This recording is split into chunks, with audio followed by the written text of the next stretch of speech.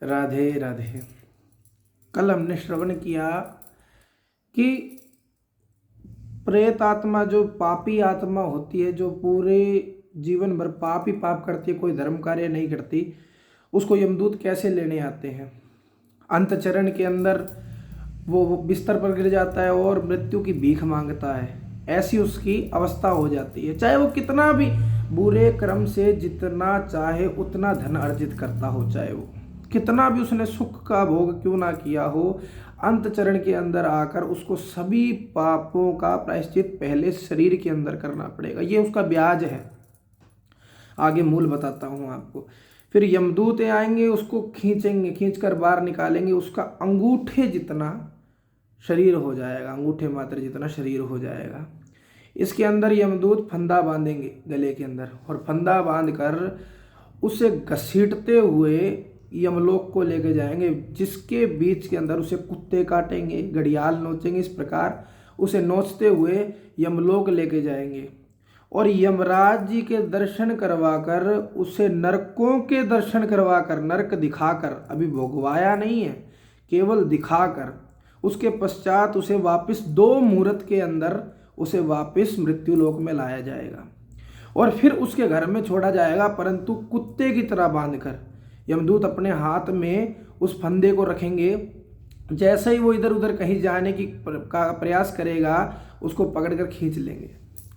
अब वो वहाँ देखता है, सब क्रियाओं को समझता है, सोचता है, और फिर वो सब चीज़ें देखकर रोता है। तत्पश्चात पिंडदान की बात आती है। 2 दिन के पिंडों को वो खाता है और 10 दिन के पिंडों को वो उससे उसका शरीर बनता है। 10 दिन के पिंडों से उसका शरीर बनता है। अब आप यहाँ एक चीज़ समझने वाली बात है कि 2 दिवस के पिंड को वो खाता है, उन पूरे के पूरे 13 दिनों के भीतर भूखा रहता है सिर्फ 2 दिवस। उसके अंदर से उसको मिलता कितना है? एक पिंड के 4 भाग होते हैं। 2 पंचभूतों को मिलते हैं, 1 यमदूतों को मिलता है भाग, और 1 उसको मिलता है। उस 1 को खाकर वो बाकी 13 दिनों की तृप्ति करता है। उसके बाद आप उसको बांध कर ऊपर ले जाया जाता है यमपुरी तक। यमपुरी के भीतर बीच में जो डिस्टेंस है, उसके अंदर आप ये समझिए कि 16 प्रकार के पुर हैं। नरक नहीं है, पुर हैं, स्थान हैं, जिनके ऊपर वो सीरियल वाइज जाएगा। अब इसको ध्यान से समझना, कौन कौन से पुर है उनके बारे में मैं आपको उसका विशेष वर्णन बताता हूँ। पहला सौम्यपुर है, उसके बाद सौरीपुर है, उसके बाद नागेंद्र भवन है, गंधर्व है, शैलागम है, क्रौंच है, क्रूरपुर है, विचित्र भवन है, भाइयापद है, दुखदपुर है, नानाक्रंदपुर है, सुतप्त भवन है, रौद्रनगर है, प्रयोवर्षण है, सीताड्य है, बहुबीति है। इस प्रकार के जो नगर है, इनका भोग भोगता है वो व्यक्ति। इनके अंदर अनेक प्रकार के मधुमक्खियां उसे काटती है, पत्थरों की वर्षा होती है उसके ऊपर, हर प्रकार का कष्ट उसे भोगना पड़ता है। और इसी के बीच में एक नदी आती है जिसका नाम है वैतरणी नदी। ये पूरी ज्वाला से भरी होती है, पूरी अग्नि से तप्त होती है ये नदी। इसके अंदर यमदूत उस पापी को डाल देते हैं, छोड़ देते हैं। वो चिल्लाता, खूब चित्कारता है। मनुष्य जब शरीर में है, हमें थोड़ा सा हमारी उंगली जल जाए, हमें छोटी सी चिमटी खा जाए तो हमें दिक्कत होती है, दर्द होता है। वैसा ही दर्द हमें होता है उस वक्त भी, परंतु हमारी मृत्यु नहीं होती। अब हम जल जाएंगे तो हमारी मृत्यु हो जाएगी, अब हम पे कोई पत्थर पड़ जाएगा तो हमारी मृत्यु हो जाएगी। उस समय मृत्यु नहीं होगी, पर पीड़ा खूब मिलेगी, असह्य पीड़ा मिलेगी।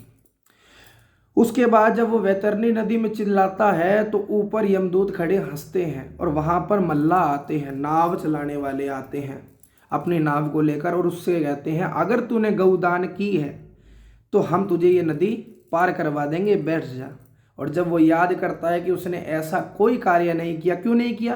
क्योंकि शास्त्रों को पढ़ा नहीं, और जब शास्त्रों की कोई बात करता था उसे कहते था कि बाद में देखेंगे, बाद में देखेंगे। जब उन चीज़ों को वो याद करता है और खूब कूट कूट कर रोता है। तत्पश्चात इसके बाद जो यमदूत है वो जैसे मछली के मुख में कांटे डाले जाते हैं, वैसे उस प्रेत आत्मा के मुख में कांटे डालकर उसको खींचकर नदी के उस छोर तक लेकर जाते हैं। उसके बाद 18वें दिन के अंदर वो सौम्यपुर वाली नगरी के अंदर पहुंचता है। 18वें दिन में, 13वें दिन से चलकर 18वें दिन में।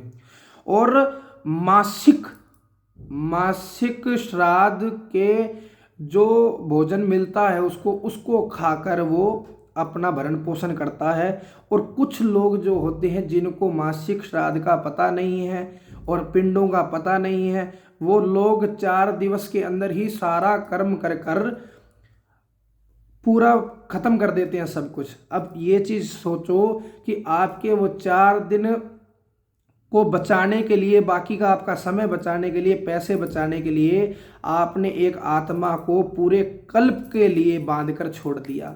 वो पूरे कल्प भर तक भटकता रहेगा। कारण उसको शरीर नहीं मिला तो वो भोग नहीं पाएगा, तो वो प्रेत योनि के अंदर ही भटकेगा। फिर से निर्माण होगा जब जाकर उसका कोई ना कोई हिसाब किताब होगा, नहीं तो वो पूरे कल्प भटकता रहेगा। अब आप ये सोच रहे हो कि भाई वो गया, अब भटकेगा सो भटकेगा, तो उसका आपको कोई दोष नहीं है। आपने अपना कार्य नहीं किया तो आपको भी उसका दोष पड़ेगा, आपको भी वो भोग भोगना पड़ेगा। तत्पश्चात अब जिसने दिया है आगे चलता। अब मानो मासिक का तो पता ही नहीं कि मासिक श्राद्ध के अंदर भी हमें कुछ कार्य करने होते हैं, जिसको वो प्रेत आत्मा खाकर वो सोलापुर पार कर कर यमलोक में जाते हैं, परंतु हमें इसका ज्ञात नहीं है। अब जब वो 16 खाकर यमलोक में जाता है, अब यमलोक के अंदर हमें 1 वर्ष का समय मिलता है। क्यों? क्योंकि देवताओं का 1 दिन हमारा 1 वर्ष होता है। उसके बाद श्राद्ध पक्ष का सिस्टम आता है कि 1 वर्ष में जैसे श्राद्ध पक्ष होता है तो उस पक्ष के अंदर आपको तर्पण कार्य इत्यादि करना चाहिए। अब ये जब सब कार्य है, अब ये तो सब था ब्याज, अभी मूल की बात आती है, तो अब उसको नरकों में गिरा जाएगा। यमराज के दर्शन कराकर चित्रगुप्त के द्वारा उसका सारा हिसाब किताब बांधा हुआ है। अब जितने उसने पाप करे हैं उस द्वारा उसको अनेक अनेक नरकों के अंदर 28 महानरकों का वर्णन बताया गया है।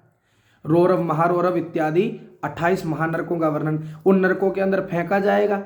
तत्पश्चात उन नरकों के बाद उसे योनियों के अंदर फेंका जाएगा। फिर वो शुरुआत करता करता करता करता करता करता अनेक योनि भोगता भोगता फिर मनुष्य योनि में आएगा। तो सोचो कि हम जो पाप कर रहे हैं, हम जो चीज़ें सोच रहे हैं कि भैया कुछ नहीं है ऐसा, या जो आगे होगा देखा जाए,